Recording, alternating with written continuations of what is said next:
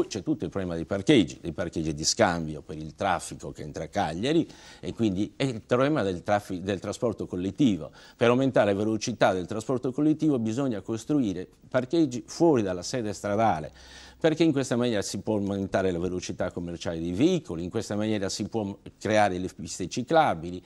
In questo modo si possono creare delle opportunità vere per il centro commerciale, per fare in modo cioè che ci sia un'attrattività del centro commerciale, cioè che non si riempiano le città mercato, ma che abbiano... Parleremo anche del commercio, scusi, Allora, scusi, adesso mi sposto da Massimo Zedda. Anche lei il suo progetto, il traffico, la viabilità, anche nei collegamenti, però con un'attenzione all'area vasta. Come si distingue il suo progetto da quello di Fantola? L'Interland, lei lo ha sempre sottolineato, è sempre più popolato, no? Sì, noi abbiamo un problema. Per risolvere il problema degli spostamenti noi dovremmo trattenere i cittadini in città. Invece, non essendoci una politica sulla casa, sulle agevolazioni del prezzo della casa, i giovani, le giovani coppie non possono trovare casa in città e sono costrette ad andare a vivere nell'Interland. Ciò vuol dire che mantengono in città rapporti di amicizia, la famiglia d'origine, frequentano la città perché è la loro città, pur vivendo in un'altra cittadina nell'Interland cagliaritano. Noi abbiamo 200.000 veicoli giorno che entrano in città,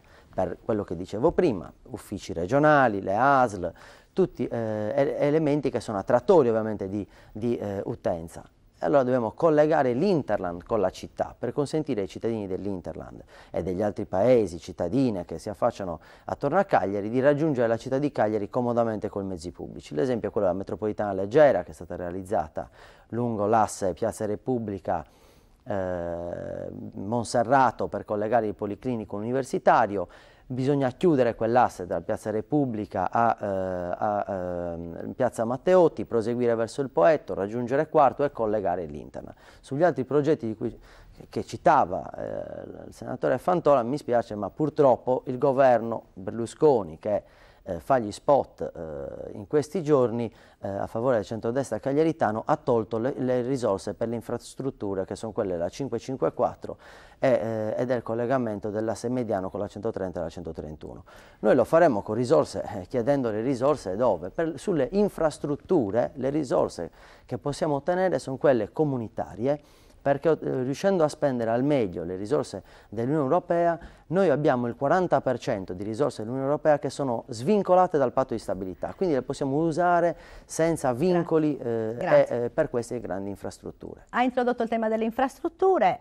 Fantola, parliamo di infrastrutture, però anche passiamo dai trasporti locali a quelli marittimi, insomma, vuole replicare, prego. Semplicemente il tunnel su via Roma è confermato nel piano finanziario del governo e sono confermati 120 milioni nell'attuale piano, nell'allegato del piano finanziario del governo, punto.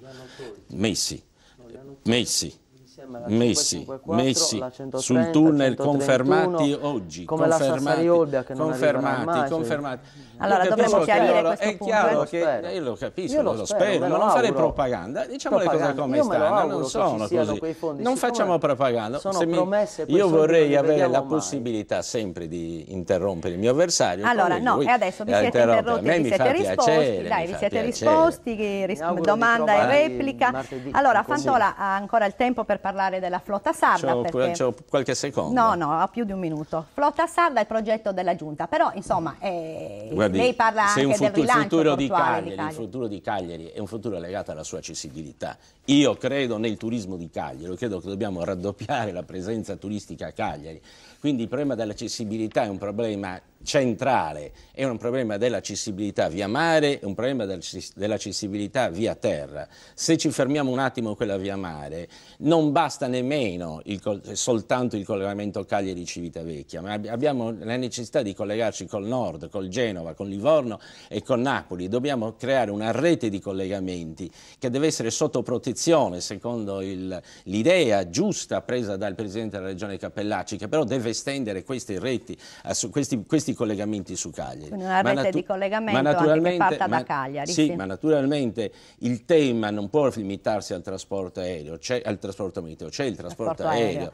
E il trasporto aereo è altrettanto importante. Se non riusciamo in qualche maniera a incentivare linee sotto protezione e non riusciamo a mettere... chiudere, perché Rosicchia ha troppi secondi, è già stato abbastanza chiaro. Però io vorrei parlare di un tema importante, che è quello di utilizzare i low cost per aumentare il turismo subito in Sardegna. Dopo le darò la parola. Zedda, insomma, lei ha parlato di flotta sarda, i sardi hanno diritto a viaggiare a tariffe agevolate, non devono essere penalizzati perché abitano in un'isola. Il progetto della regione, della giunta regionale, progetto giunta sardisti, lei ha parlato di un elemento che manca, quello strutturale di continuità.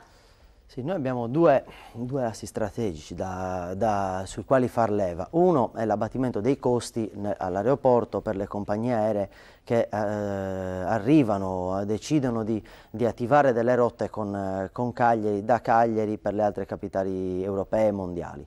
L'altro elemento è che per far questo e per attirare turisti, oltre che a consentire un trasporto dei cittadini cagliaritani e sardi, perché l'aeroporto di Elmas serve l'intera Sardegna insieme agli altri due aeroporti di Alghero e di Olbia, per far questo è necessario pubblicizzare, soprattutto per attirare i turisti, pubblicizzare la città di Cagliari, la Sardegna, nei luoghi che vengono collegati, altrimenti non è che è sufficiente mettere un aereo perché l'aereo si riempie di turisti e tutti quanti decidono di spostarsi per venire a Cagliari. È necessario avere dei presidi in alcune capitali dove pubblicizzare la Sardegna e la città di Cagliari, perché così possano essere affascinati i cittadini di quei territori interessati a visitare la città di Cagliari. Sui porti abbiamo un problema perché il governo ha tagliato le autostrade, ci ha tagliato fuori dalle autostrade del mare, ma abbiamo la possibilità col piano regolatore del porto che è stato approvato di utilizzare da un lato il porto canale e anche lì sulle infrastrutture portuali le risorse comunitarie, il porto canale che va incentivato nei traffici commerciali. L'altro aspetto è quello del porto turistico sulla via Roma insieme al molo crociere, dove dovrebbero attraccare a breve le navi crociera una volta dragato il fondale. L'altro aspetto sono i porticcioli di Susico e di Sant'Elia, che la cooperativa di Sant'Elia attende, la cooperativa pescatori il porticciolo in quella direzione è Marina Piccola per il piccolo diporto. E continuiamo con lei, Zedda, col nostro viaggio per la città, però adesso andiamo in periferia. Sant'Elia, un quartiere che tutte e due avete visitato, è inserito in un contesto stupendo dal punto di vista ambientale, ma come restituirgli dignità urbana? È un quartiere importante per la città? Sì, è un quartiere importante per la città, ancora più importante oggi, visto la dismissione delle aree, degli immobili, delle servitù militari, e la possibilità di utilizzare anche l'ambiente circostante, dal mare alle spiagge, da Calamosca alla spiaggia di Sant'Elia, il colle la Sella del Diavolo, il colle di Calamosca, come grande parco urbano. L'altro parco collegato al Poetto è collegato al Molentargius, alle Saline e alla città. Riqualificare Sant'Elia, c'era un progetto, avevamo messo soldi con la giunta regionale di centrosinistra nella precedente esperienza di governo, quei fondi sono stati persi, si è lasciata sfuggire un'opportunità per Cagliari e per Sant'Elia. Quello che noi faremo è riprendere in quella direzione, ripercorrere quella strada, attivare dei meccanismi di finanziamento per creare piccole realtà di lavoro nel quartiere di Sant'Elia, dare la possibilità col porticciolo di avere un'attività legata alla pesca, valorizzare il mercatino che già oggi esiste ma va riqualificato, persino abbellito negli arredi e nei gazebo che vengono posizionati nel mercatino di Sant'Elia, collegandolo con dei trasporti pubblici in modo tale che sia visitabile e facilmente raggiungibile. L'altro elemento è il collegamento di Sant'Elia con Marina Piccola attraverso appunto quel percorso naturalistico ambientale che passa dalla Sella del Diavolo a Calamosca e quant'altro. L'altro tema è la riqualificazione degli immobili, e cioè le palazzine. dove abitano i cittadini di Sant'Elia, che vanno riqualificate, riammodernate, dotate di ascensore. Vi sono alcune palazzine che non hanno neanche l'ascensore, ci sono signore che attendono da 30 anni. Fantola, anche lei si trova con questo nostro viaggio virtualmente a Sant'Elia. Che cosa vede intorno a sé, oltre il meraviglioso ambiente col mare, la costa, le torri, il faro? Ha ragione. Cosa c'è da fare a Sant'Elia? Sant'Elia innanzitutto sarà il cuore dello sviluppo turistico di Cagliari. È veramente il posto più bello della nostra città. Lì c'è un po' di tutto, c'è il nuovo porto dei pescatori, c'è il lungomare, c'è la zona dello stadio che non sappiamo ancora bene che fine farà, c'è il nuovo porto velico presente nel piano regolatore del porto, ci sono immobili volumettieri industriali che possono essere trasformati in volumetrie turistiche. Insomma, a Sant'Elia può esserci il cuore dello sviluppo turistico di Cagliari e io ne farò il cuore dello sviluppo turistico di Cagliari.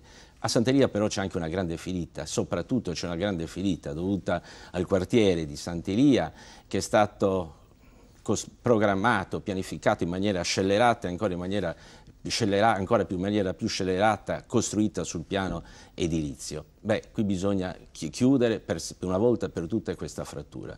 Io credo che i due temi non vadano scollegati, anzi debbano venire uniti in un unico progetto, che è un progetto di trasformazione urbana, attraverso uno strumento che è lo strumento di trasformazione urbana, che è uno strumento che mette insieme tutti i soggetti, dalla regione attraverso Aria, il comune, all'autorità portuale, alle imprese, all'università, per rilanciare un progetto sul quale si possono avere fondi europei, fondi Jessica, sono proprio orientati in questa direzione. Quindi un complesso unico, un progetto unico con tanti attori partecipanti che abbia l'obiettivo del risanamento del quartiere di Sant'Elia tramite i fondi europei. Da Sant'Elia ci spostiamo al Poetto. Il problema dei baretti, dei chioschi. Lei è un giovane, frequenterà sicuramente quelle strutture, c'è un'inchiesta della magistratura, notizia di poche ore fa che appunto ci sono 20 avvisi di garanzia. Come conciliare le esigenze dei cagliaritani, che insomma i baretti sono punti di riferimento anche per attività ludiche, musicali, sportive, e la legge, anche dopo il ripascimento, come riqualificare questa spiaggia che da bellissima è diventata brutta? Beh, sì, non è che sia diventata brutta la spiaggia del Poetto per opera delle maree. È diventata brutta perché è stato fatto un ripascimento dalla giunta di centrodestra provinciale a suo tempo che ha devastato il Poetto. Fece un danno incredibile, ancora oggi il Poetto è segnato da quel intervento scellerato. Cosa fare oggi? I problemi sono diversi. Noi abbiamo posto più volte il tema dell'adozione del PUL, del piano di utilizzo dei litorali, che riguarda il Poetto, Sant'Elia, Calamosca e Giorgino, perché quelli sono i litorali di Cagliari. Da Sant'Elia si parlava prima del lungomare che dovrebbe collegare la via Roma con Sant'Elia e poi il porticciolo di Marina Piccola. Il tema del Poetto va affrontato in quest'ottica di collegamento del Poetto con la città attraverso il lungomare, attraverso percorsi ciclabili, attraverso la metropolitana di superficie come il vecchio tram che dovrebbe arrivare dalla città fino al Poetto e collegare il Poetto in modo tale da poter consentire ai cagliaritani di raggiungere coi mezzi pubblici la spiaggia. L'altro problema è quello delle regole che va gestito insieme al Comune di Quartu in un tavolo tecnico tra Comune di Quartu, Comune di Cagliari e Provincia, coinvolgendo anche l'ente parco, in quanto attorno al Poetto c'è l'ippodromo, c'è il parco del Molentargius e le saline che non possono essere viste in maniera distinta rispetto alle questioni legate al Poetto. E l'aspetto delle regole dove vanno salvaguardati gli operatori commerciali che operano sul Poetto. Abbiamo un problema che sarà forse il primo che la nuova giunta, la nuova amministrazione dovrà affrontare, che è quello di un intervento di ormai obbligo di demolizione. Lì interverremo per salvaguardare i posti di lavoro. Adesso la stessa domanda la giro a Fantola, no? Un'ordinanza del sindaco Floris, una delle ultime ordinanze. Non perdiamo tempo. No. Allora, che cosa pensa? Però io voglio una valutazione, voglio chiederle anche una valutazione dell'ordinanza del sindaco uscente. Però prima, Emilio Floris, prego. Io mi ero ripromesso di non polemizzare. Prego, non polemizzi, che non fa bene alla trasmissione. Non fa bene, però bisogna perlomeno cercare di accertare la verità. Prima, torniamo a Sant'Elia. La Giunta ha sbloccato delle risorse che erano ferme e bloccate da 6 anni per le follie della giunta Soru, che voleva tra l'altro far insediare in Sant'Elia 10.000 nuovi residenti